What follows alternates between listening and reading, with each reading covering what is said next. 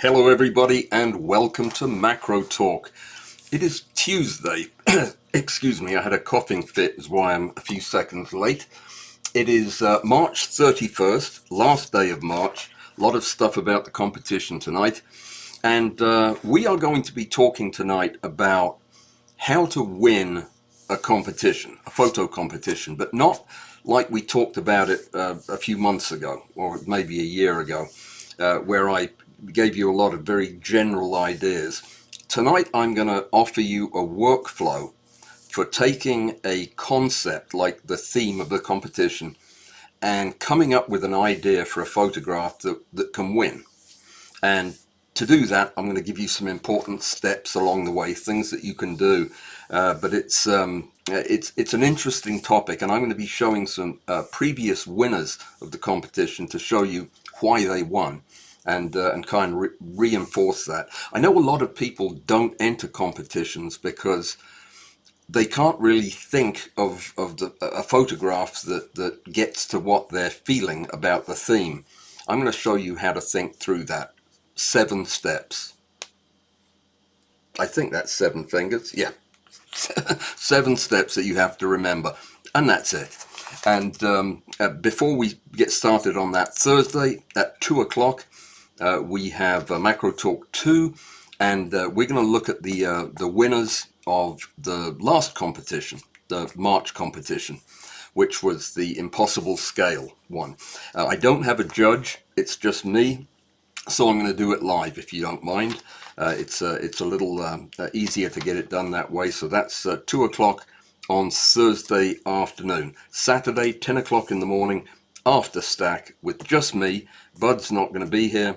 Bring your photographs. Otherwise, you'll be editing my photographs all day. Bring your own and let's get some creative stuff done. We might look at a couple of new platforms as well, but still, bring your photographs. Let me see. What do you do when your best friend calls you from California, from Hollywood actually, to say, there's a movie you have to go and see? Well, what you do is you go see the movie, and I did yesterday. I took half a day off and went to see the most amazing film. What was it called? Project Hail Mary. If you haven't seen it, go see it, and go see it on a big screen. It was fantastic. I haven't been to the pictures in 15 years. I'd forgotten what popcorn tasted like, but it was absolutely spectacular. So go watch it.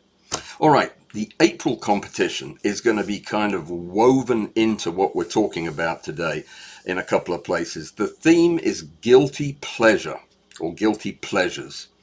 And the rules are fairly simple. I'm relaxing the magnification rule, so you can do 1 to 4 or closer. But 1 to 4, no less than that. Okay, so a 4-inch, no, not a 4-inch, a 4-inch thing photographed at 1 to 4 would be about an inch on your camera's sensor. So a full frame sensor would pretty much fill it. So you're looking for stuff smaller than that, and stick to that and you'll do well.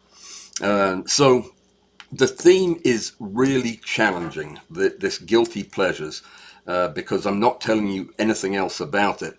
But what I'm going to do today is give you a roadmap for how to take that theme, break it down, and come up with an idea that nobody else has thought of. And it really works. It really does. I think you'll enjoy this process. And I've picked a challenging theme, and we'll look at examples of other challenging competitions. And your job is going to be to interpret that any way you want to come up with an idea that's novel for you. Okay, I'm also going to give you a list of about 10 or 15 things that ruin otherwise great photographs that are entered into competitions. I'm going to kind of mix these in as we go because I think they're useful, helpful, practical tips to bear in mind.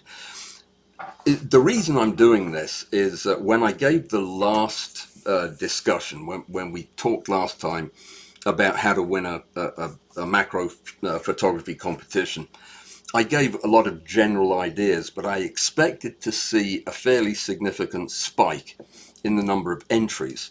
But I didn't. I didn't see any spike in the number of entries. And it made me think, well, that was probably just too general without enough practical information. So that's what I'm trying to fix with this discussion. So I'm going to give you these 10 primary no-nos, things you just don't do if you want to win the competition. And yeah, and then I'll bring it all together at the end with my 7 steps to turning a theme into a winning photograph. Right. Okay. So before I start, somebody, probably Joseph, is going to say, "Hey, Alan, tell us how many photo competitions you've won before." And I want to preempt that by letting you know that with one exception, no. In every photograph, without exception, every photograph competition that I have entered, there was only one in which I did not place or was in the winning group or won. Only one. In that one, nothing good happened. And yeah, so now you know. Oh, you want to know the number? Well, I've only entered one.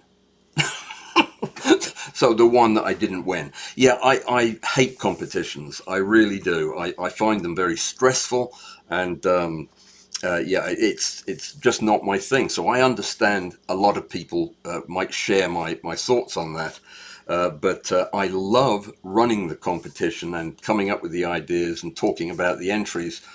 And I have taught many people who have gone on to win many competitions, not mine, I mean other competitions, some big famous competitions. So I know how to win these things. I just don't like doing it. It makes my blood pressure go up. So take that for what it's worth. Let's get into today's discussion. We're going to start out by changing the concept of what we're doing here. When this is not a where to put your lights, which lens to choose, how to set up the camera kind of conversation. We've had that, we've done that before. You know how to take good pictures. I know that because I see them every month. This is about how to take a picture that is unique and novel and is you, an expression of what you feel when you hear about the theme. So we're going to systematically explore and then eliminate and refine ideas until we come up with one particular idea that works for you for this competition. And then we'll talk about how you turn that into a picture. So the idea, let's talk briefly about the last competition. I'm not going to say much about it because it isn't over until midnight tonight. So people can still enter. But there were 3 possible ways that you could approach this impossible scale question. One was by creating illusions, like a forced perspective, and that's probably what most people would do. It's where you create some ambiguity between the scale of the subject you photographed and the real world scale, to where the viewer's not quite sure what they're looking at. That's where you're literally creating an illusion of scale. Another way you can do it is by removing context. Obviously, in most competitions, you want context. You want to be able to tell the viewer something about the context in which the picture was taken so they can see the full story. But when you're talking about this impossible scale theme, you really want to remove all the context so that the viewer's brain is not sure what they're looking at. That's good. It creates ambiguity and interest in the viewer. So you crop in a great deal. You remove confusing objects that would otherwise hint at scale.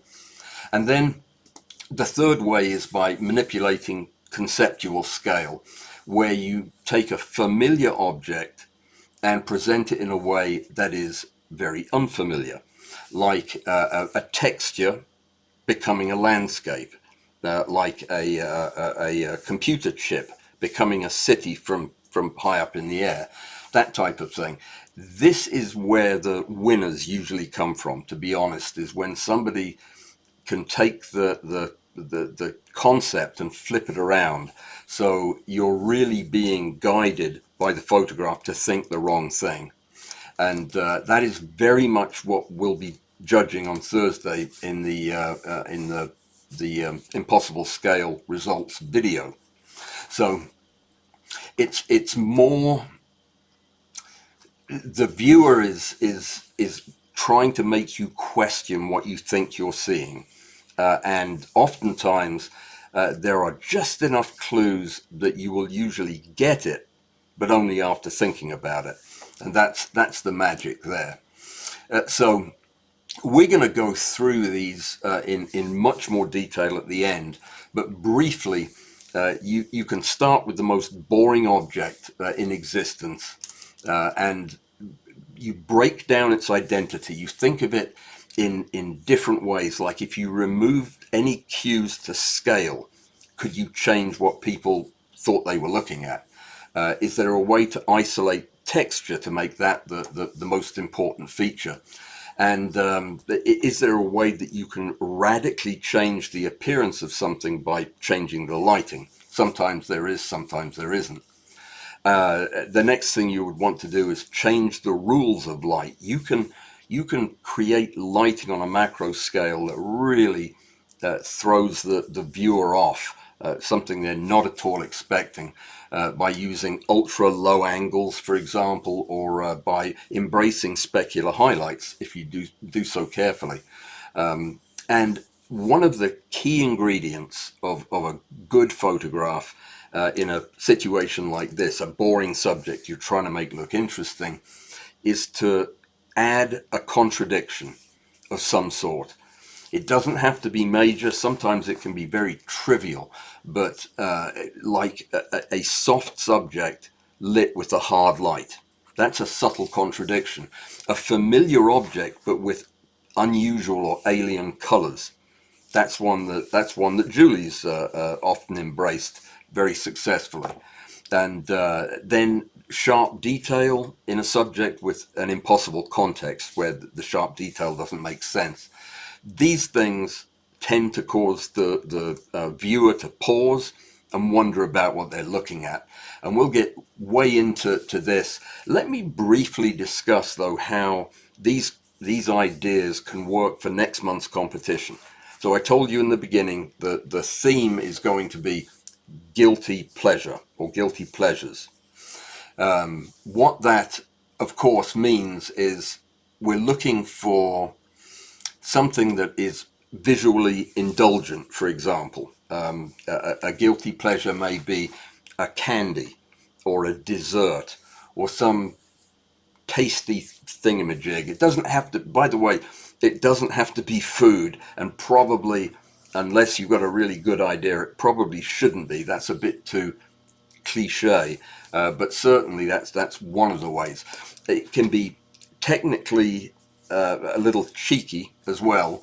If a photograph is oversaturated, sometimes it can give the message that this is something that you would consider an overindulgence. If it's hyper sharpened, or if you have dramatic lighting, these things can all kind of key in the thing we're looking at is the guilty pleasure. They can also be playful in concept, and that means a little bit mischievous or a little bit absurd. These are all good things. So your guilty pleasure doesn't have to actually. This is not a confession. This is just you telling the world through your photograph what you think is a guilty pleasure for you, and being mischievous or playful goes a long way in that setting. There's also an element, an opportunity in this particular theme next month to show something that you might not normally want to, that you might normally feel a bit reserved about showing, but you can do so subtly that that it carries a lot of weight. That might not make a tremendous amount of sense until we get to the workflow that I'm going to cover in a minute. But until then, let's talk about a few of the ways that you can, before I tell you how to do it right, let me tell you how to do it wrong, because I think many of us fall for these problems. So we're talking about how to translate the theme into an idea for a photograph. So how can you screw that up? Well, solving the theme too literally is probably one of the best ways to do it, because I mean the best ways to mess it up, because there is no excitement or tension or interest in having the theme of flower and taking a picture of, say, a flower. I mean, just literally following the theme the way it's written. If you can summarize what is in your picture in just a few words, then that picture's probably already been done. And that's not what you're looking for. The viewers are going to reward your interpretation of the theme more than they are your compliance with the theme. And as a judge, I completely agree.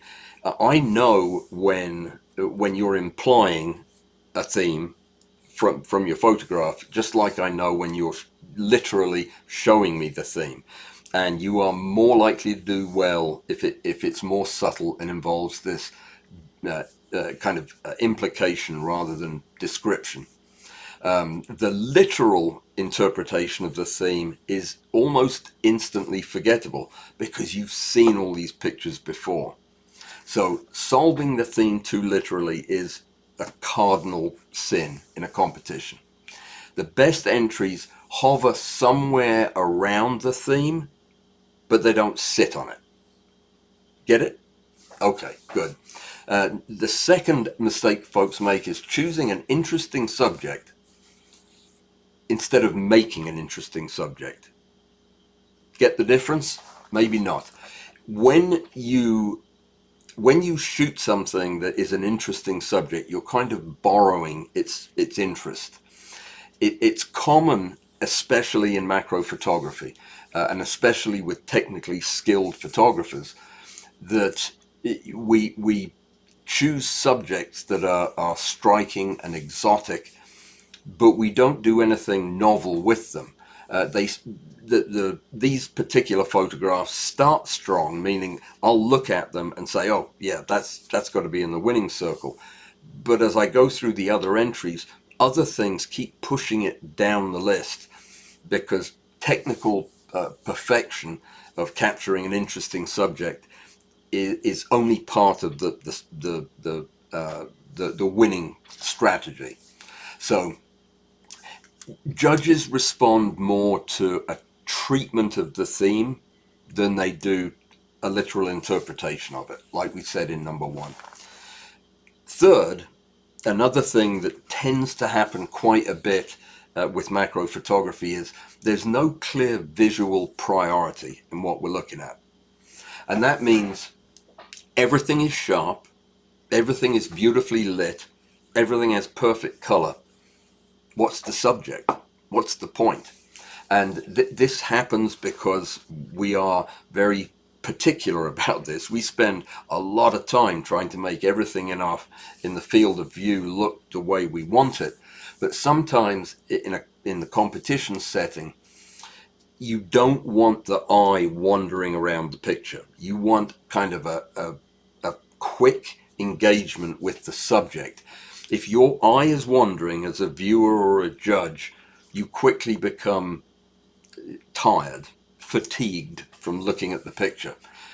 Winning images have a hierarchy of interest, meaning there is a subject that is what you are presenting, and everything else is secondary to that.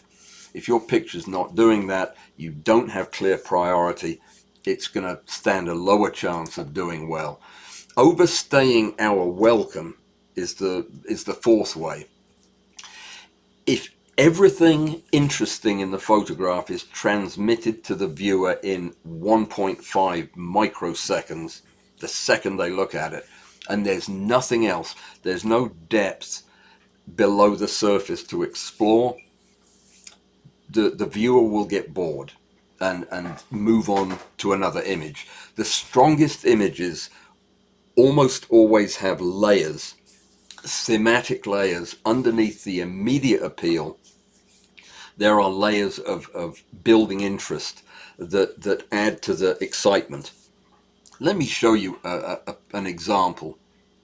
These are going to be randomly chosen examples, as in I just grabbed all the first place winners that I could find, and let me see if I can get one to open. I'll show you.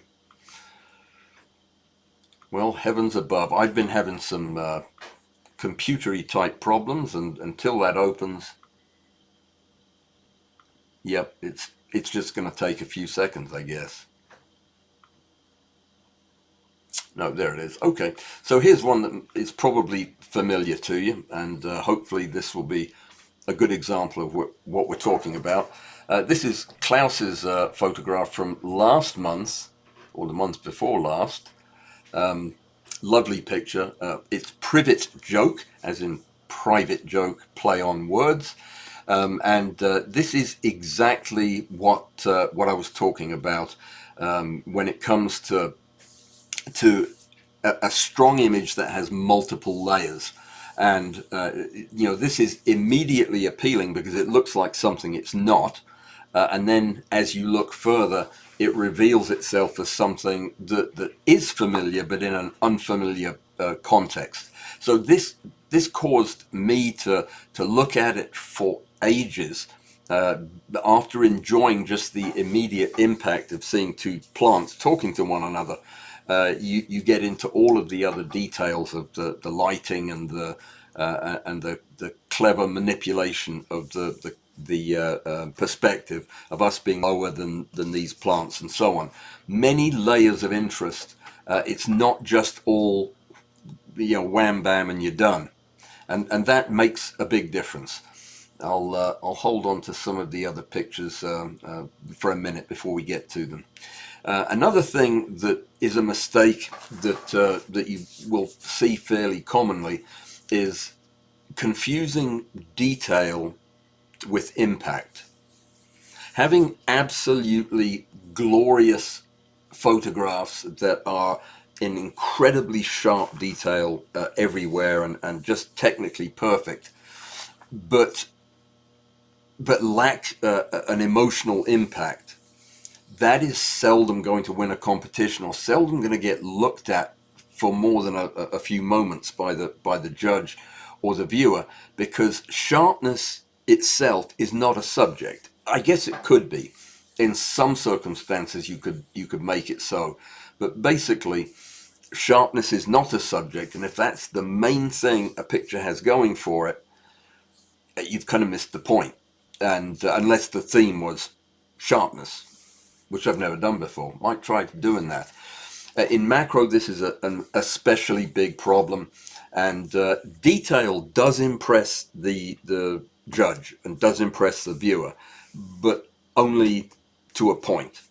There's going to be somebody who has entered a picture in the competition that is equally detailed but has another layer and another layer and another layer of interest in the picture. So the structure and rhythm and meaning of the picture really are more important than just the technical detail. Safe lighting. I almost didn't add this one to the list.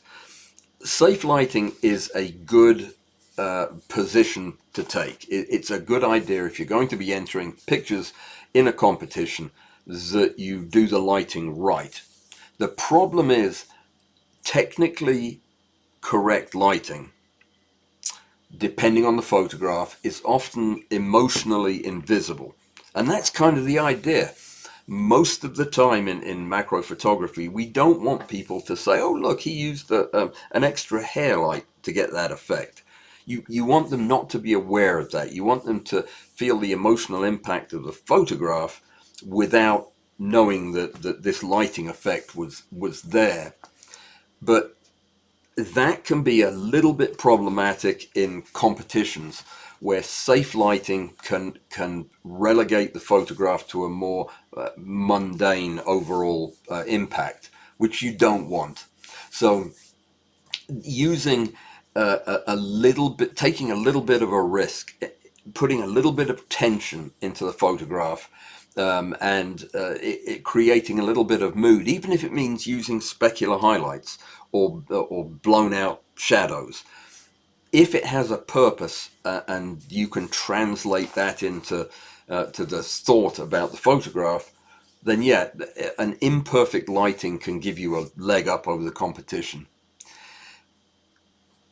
Another one it sounds a bit vague, but it's having no real point of view.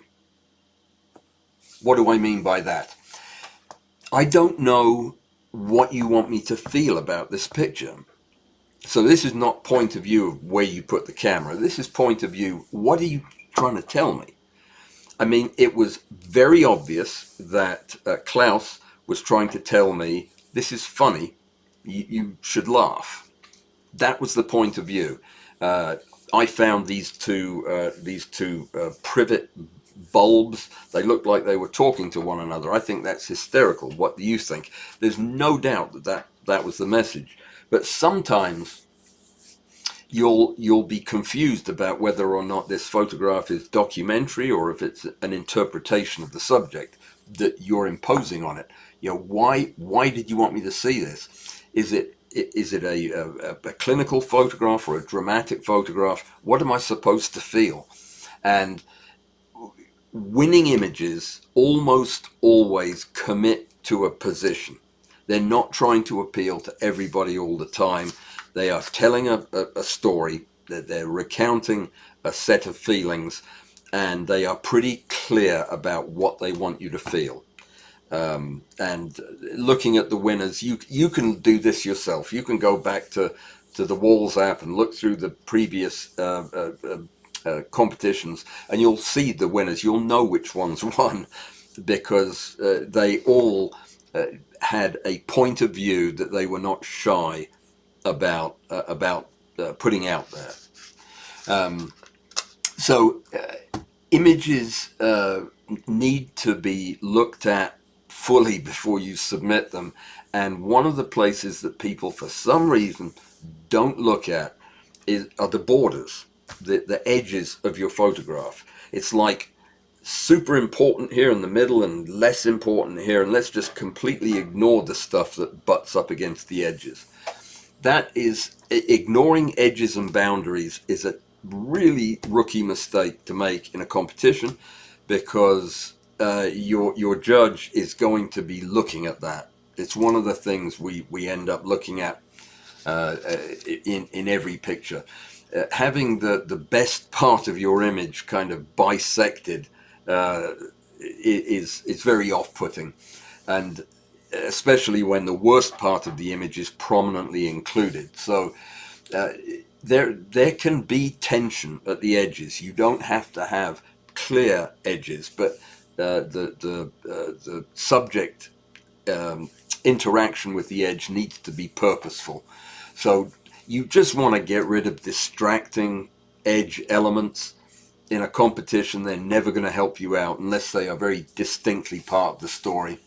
And they can be actually one of the killer elements in a photograph. I've judged competitions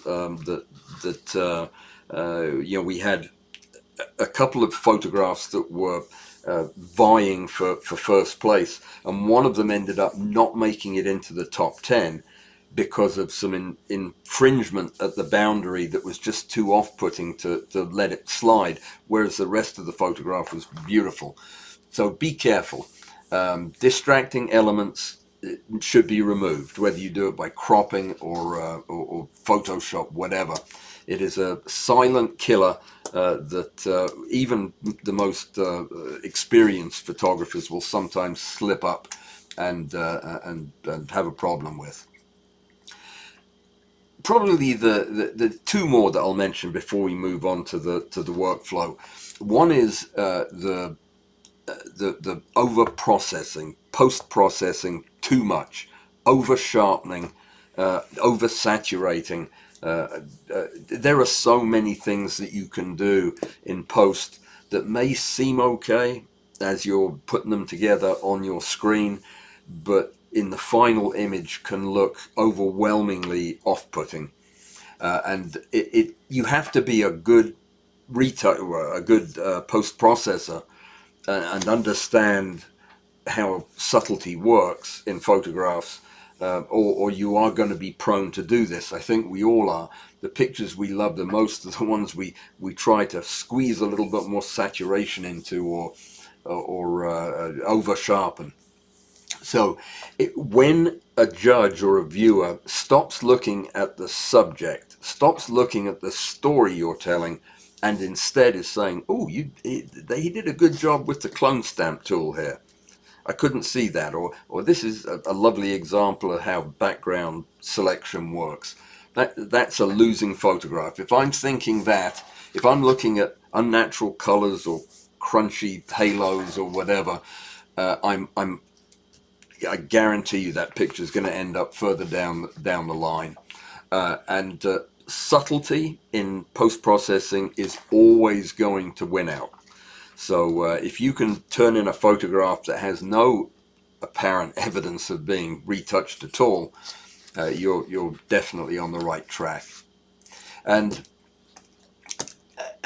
this one's very subtle, but it's worth mentioning. A lot of people, when they enter photographs in competitions, are avoiding losing the competition rather than planning on winning the competition. Does that make sense? If you have a very good image, but nobody's going to remember it because it's like every other good image just like it. You've done a wonderful job. Technically, it's perfect. Your lighting's great. It fits the theme perfectly. But nobody's going to remember it. You're playing it safe. You were doing everything to tick all the boxes. And one of the things I'm going to talk about in the second half of this is how you can throw the boxes out. I mean, this isn't about checking the boxes. It's about creating new boxes for the theme. So if you take no risks, you're not going to give the viewer any surprises, and that's not a good thing. Not in a competition. Judges remember the photographs that almost failed, but didn't, but ended up winning, rather than the ones that are instantly perfect and technically without fault, but creatively flat as a pancake.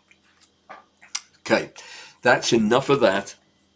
We're going to talk now about my practical system for taking a theme, any theme, and we're going to use next month's theme as the example here, without rushing to get your camera. I'm going to tell you the things you need to do in order to create the photograph before you reach for the camera. Okay? This is important. If you are new to photography, some of this won't make a lot of sense. If you're new to macro, most of it should. But please ask questions. If I can't get to them in the chat today, because I think I'm going to run out of time again, but if I can't get to them today, I will answer them elsewhere. While I'm thinking about that, somebody who I don't know, somebody who is from, I think he's from Russia or somewhere like that, from Eastern Europe maybe, who writes his name in Cyrillic in the chat. I can't remember, well, I didn't know what his name was at all until he said in the notes it was something else. I wrote it down, can't find it.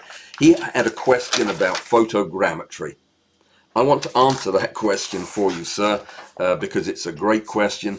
Please get in touch with me. Leave me a message and tell me how to reach you, and I've got an email written for you. So anyway, getting back to business. This is a practical 7-step or 7-phase way of looking at a theme and turning it into a winning photograph.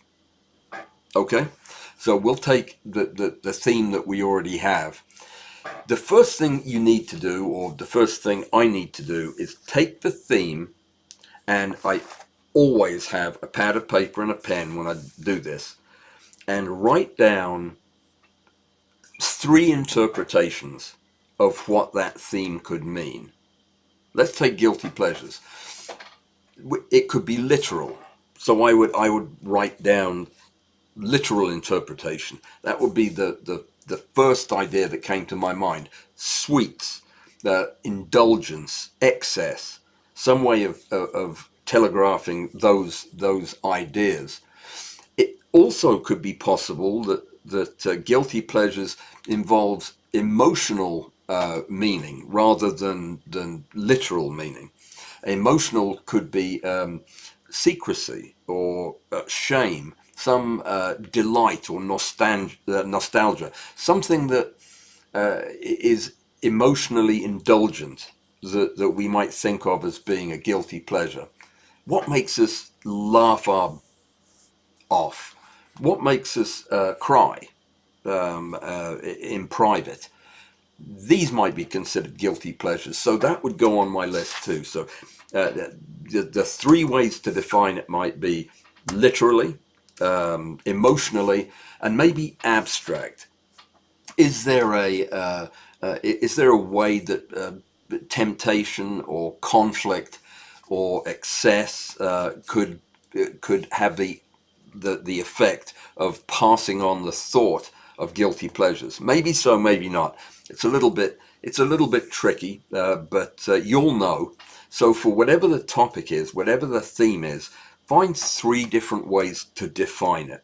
What that will do is it will force you to open your mind to the theme, to the question that's being asked of you, which is, it's guilty pleasures is the theme, but what I'm asking is for you to challenge, interest, delight, confuse me with a photograph that clearly is expressing your opinion on guilty pleasures, but it takes me a minute to figure that out.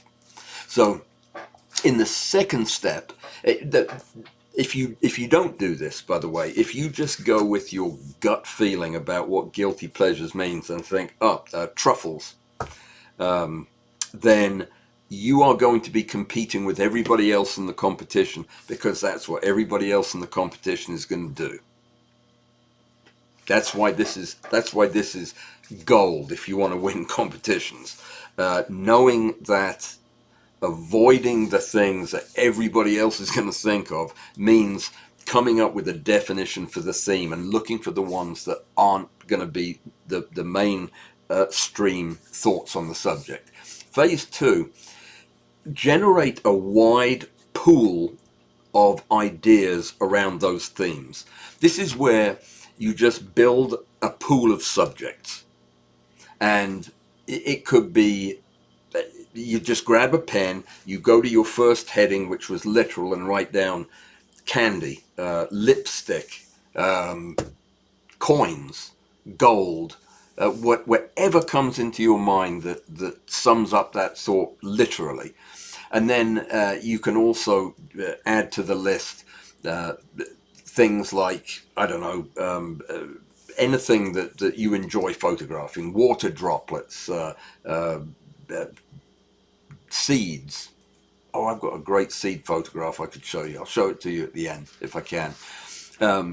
So natural subjects would fit in there. And then the unexpected and kind of conceptual interpretation of what the theme is, like plastics or textures or reflections, liquids. It goes on and on and on. Create a large pool of things that could fit into your framework that you're building. You're not choosing yet, you're just creating a pool of things to choose from.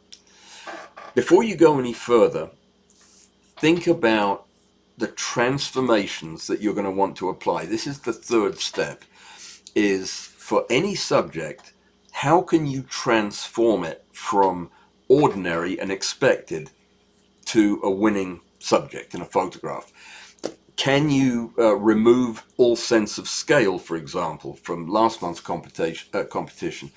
Is there a way to isolate the texture so that you have the texture without knowing what it's in? Can you distort the colors in some way that makes it interesting? It gives something a color that you normally wouldn't see it in. Can you dramatically change the appearance of the subject with lighting, or is it going to look much the same any way you light it? And can you crop it beyond recognition so that you've cropped into something so tightly that there are no other cues as to what this could be? These are called transformations, and it multiplies the ideas you've put in your idea pool by a great deal. Suddenly you have lots of different and exciting ways to show things that you've jotted down as possible subjects. And any given subject should yield about, I don't know, 5 to 10 different interpretations on it, just using those transformations. All right. In the next phase, what we need to do is build the candidate shots. It's very easy to move from these ideas to actual images, and that's what we're going to do here. But you don't have to take pictures. You don't have to write anything down if you want. You can just sketch with a pencil if you're a good artist. It doesn't matter. But the idea is, before you pick up the camera, you sit down and say, all right, these are the concepts.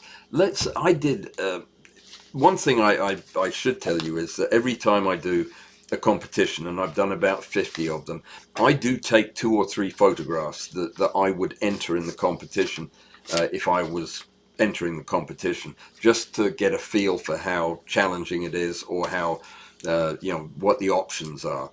And one day I might show you those alongside the winners.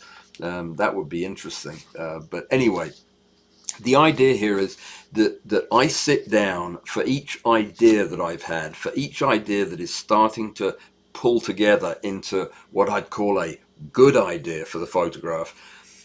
I get it down on paper, either in words, but preferably just with a little line drawing.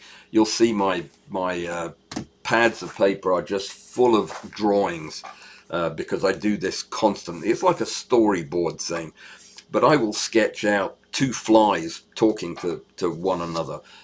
Or you've seen the photograph that was at the opening to my live streams of the 2 bees flying in formation.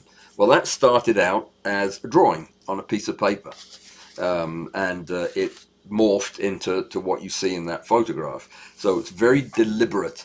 But if you're not good at drawing, you can just use verbal descriptions. But get your ideas down on paper.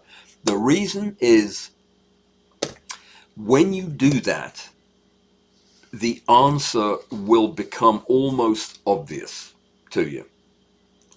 This is hard to convince people of. The process of transferring the image that you have in your brain onto a piece of paper, either in words or with drawings, will so clarify the concept for you that you'll be usually left in no doubt that this is the one you want to chase after. And I strongly urge you to do that. That goes for anything important. Write it down. It'll change the way you feel about it. So you're building these candidate shots by way of sketches, and it could be as simple as sugar crystals with backlight / landscape, or melted chocolate, viscous abstract, whatever you're trying to convey with the photograph. Write it down. But do this for any concept that you have, for any idea that you have that could turn into the photograph. Make sure that you have both a subject. The subject needs to be spelled out so you don't forget when you come back to your list. It needs to have a lighting idea, like symmetric front light, or top light with hair light, reflected light, blue light, whatever. It needs to have a lighting idea, and it needs to have a compositional intent. So for any ideas you have that you've sketched out, maybe you've got half a dozen tiny little sketches on your pad, and by each of them you say that the subject is a wasp.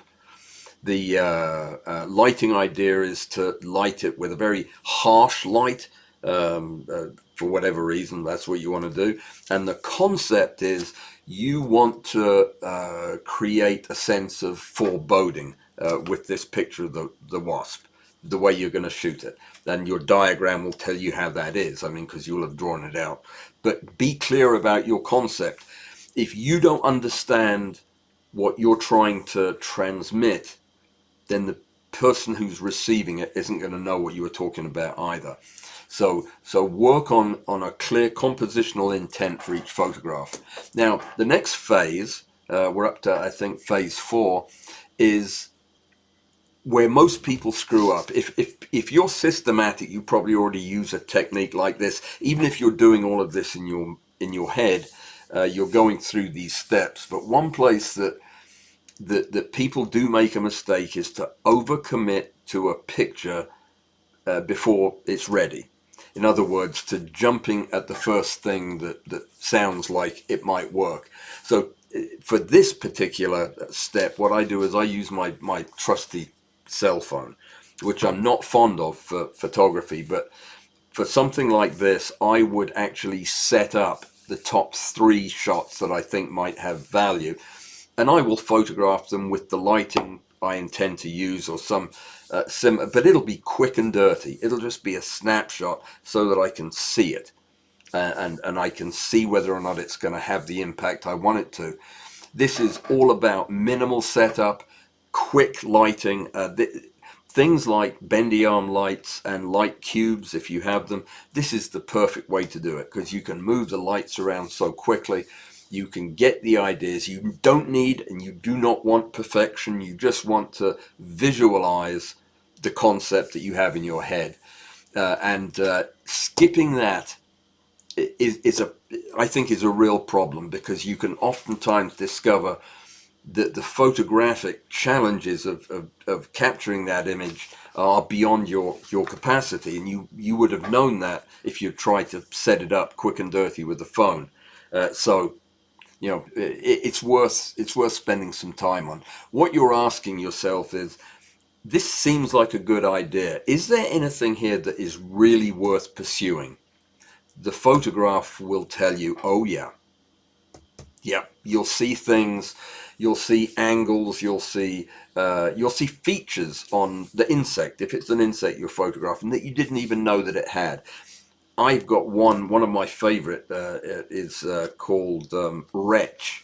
It's a drain fly, a tiny little drain fly that has this awful look on its face, like it's gagging, like it's actually heaving.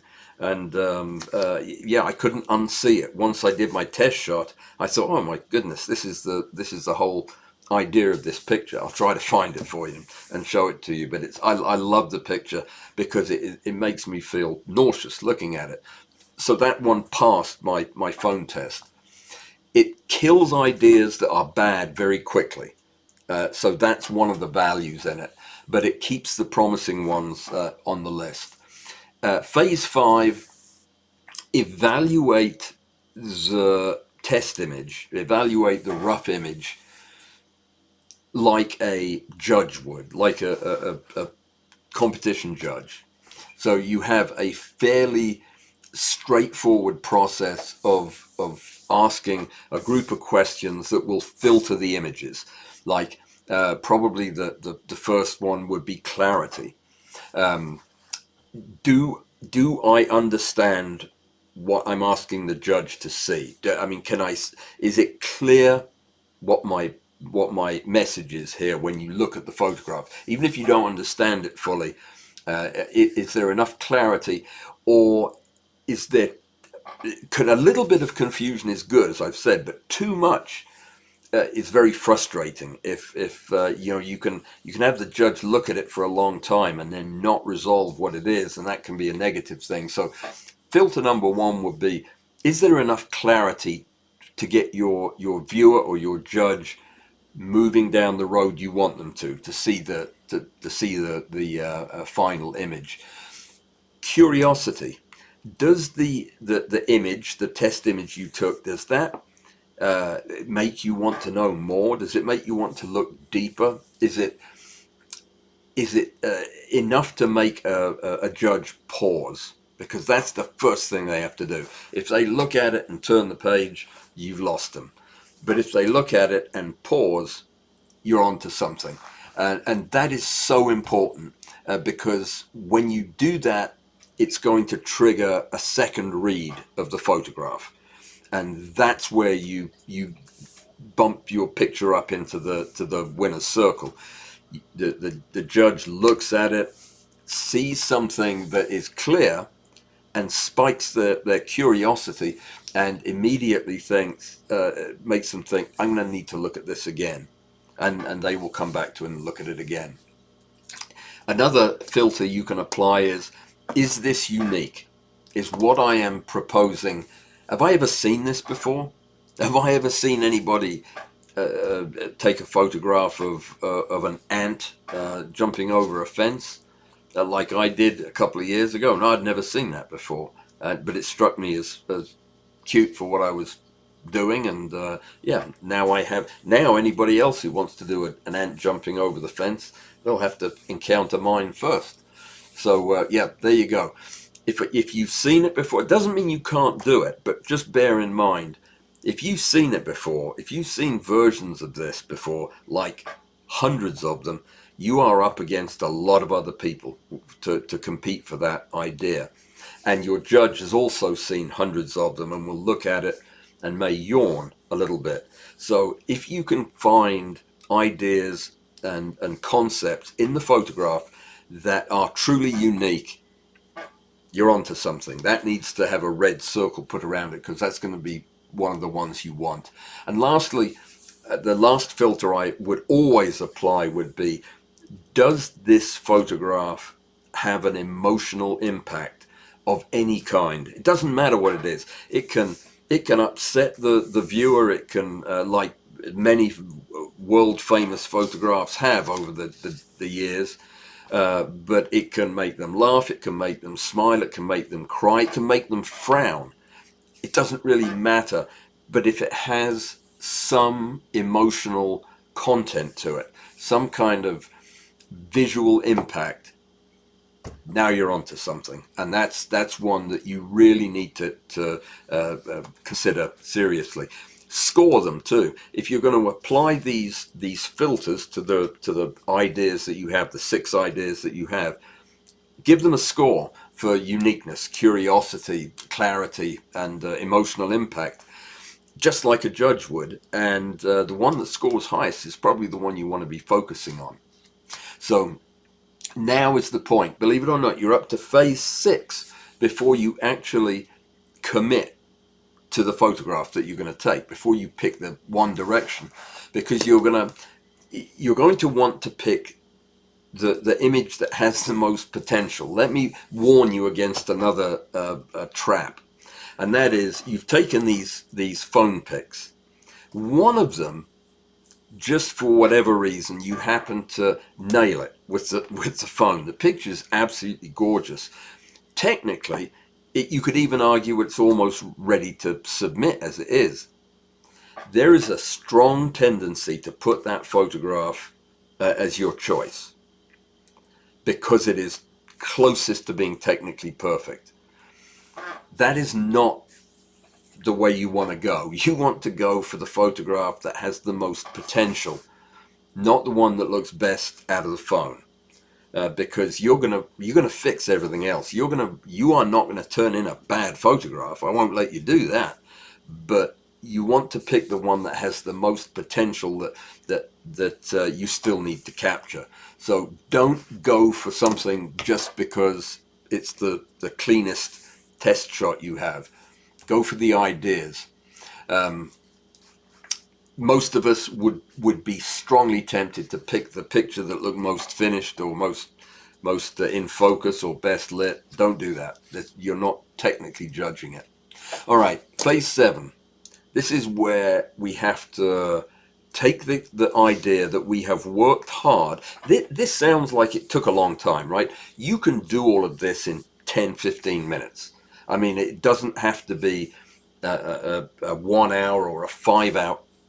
My goodness, it doesn't have to be that long a process. It can be done quickly and accurately. But the idea now is you slow down. You've picked the subject, you know the concept, you know what you want to capture. Now you have to do it beautifully. This is what we talked about last time, is how to take that idea and make it into an entry that can win a competition. So you might want to go back and look at those themed discussions.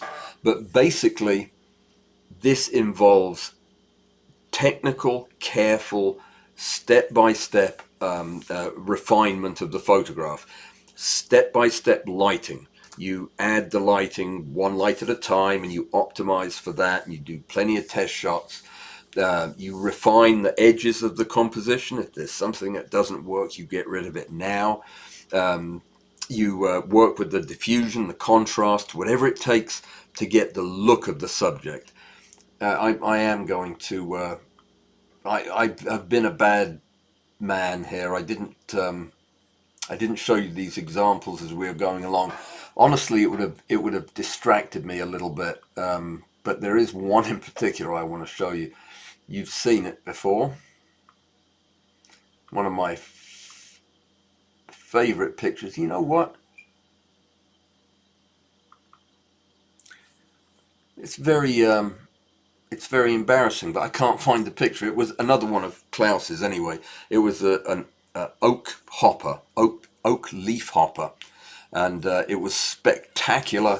And it was spectacular because he had got the diffusion, the contrast, color, mood perfect, and it was such a funny picture. I will try to find it. I'm going to show you something that I can put this on a piece of paper for you if there'd be any interest in keeping it. But these are the 7 steps. While I'm talking briefly about this last one, is relentlessly refining your entry to make sure that your color control is perfect, your edges, your sharpness, your lighting. This is where you do make sure the photograph's right.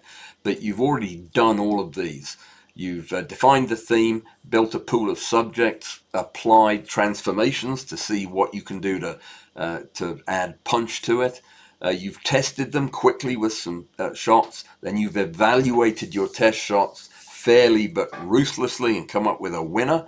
And then you refine it deliberately. You take the photograph. And this is the big idea. This is how you systematically explore, eliminate, and refine your ideas so that you can go from a vague theme to an absolute winner of a photograph. Now, please ask our frequent flyer winners. Ask Klaus and ask Roy and Graham and whoever else I've just forgotten to mention. Ask them how they take a topic, take a theme, and turn it into a winning picture. Because I have a feeling that they are going to give you some version of this. Maybe not as long-winded, maybe not as many steps, but I'll tell you, if you're trying to learn a way to win competitions, yeah, this is, I think, the best way for you to come up with the subject that has the capacity to do it. You still have to take the picture. That's the other hard part. But that's all we ever talk about, is taking pictures. So this is how you design your picture. I hope that was useful to somebody. It is a bit complicated in some ways, but it should make perfect sense to you if you try it. Try it for this competition. The reason I'm doing this month is because the competition is a challenge. The one that you've got coming up. It really is difficult. Guilty pleasure. I mean, the opportunities in there are fantastic, but it's not going to be easy. Let me see. David is threatening anybody who has not liked me, which seems a little heavy-handed, wouldn't you think? I mean, some people just don't like me, David. They shouldn't have to do it. Who got a 3021B Pro? Oh, that was David. Good for you. Let me see. Cyrillic guy is Vlad Solosin. Yeah, or Brock Klogner. And he doesn't appear to be on right now. Okay, well, I'll try to track him down. You might want to mention him on Thursday. It's a better time zone for him. Yes, definitely. You mean he's not up at 4:30 in the morning listening to me ramble on? What a smart man. He was asking about photogrammetry, and I've got some interesting stuff to share with him. So, all right, I'm going to read read all your comments here in just a second, and I'm gonna have to shut things down so that I don't keep everybody up. Thank you very much for coming. See you on Thursday for the competition results. Competition ends at midnight tonight. You have 3 hours to submit an entry if you so desire. And yeah, we'll wrap up this whole competition cycle, and then Saturday after stack, bring your pictures. Thank you everybody for coming. Thank you for your support. I appreciate each and every one of you, and look forward to seeing you later.